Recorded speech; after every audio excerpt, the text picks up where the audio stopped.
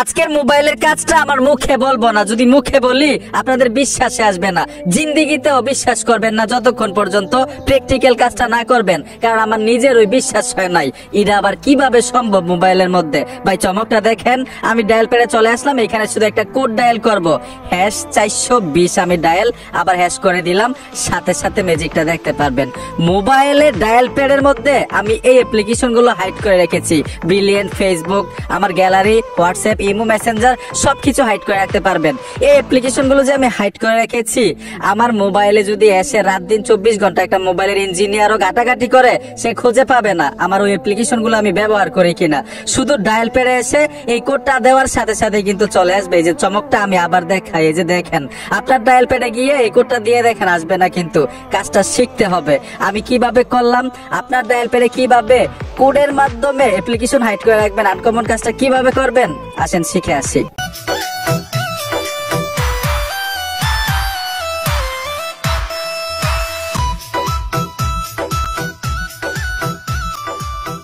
নামাজ বাদ দিও না বন্ধু, এবারের চেয়ে ওপারের জীবন বেশি সুন্দর। আমি সুজা ভাই কাজে চলে আসলাম।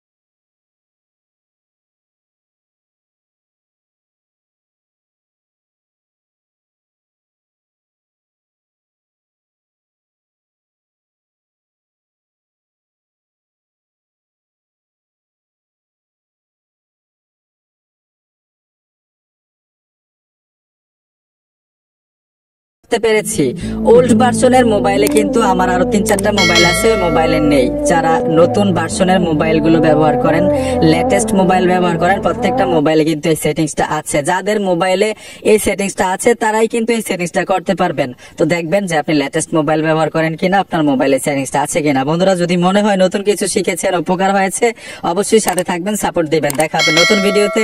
আল্লাহ হাফেজ।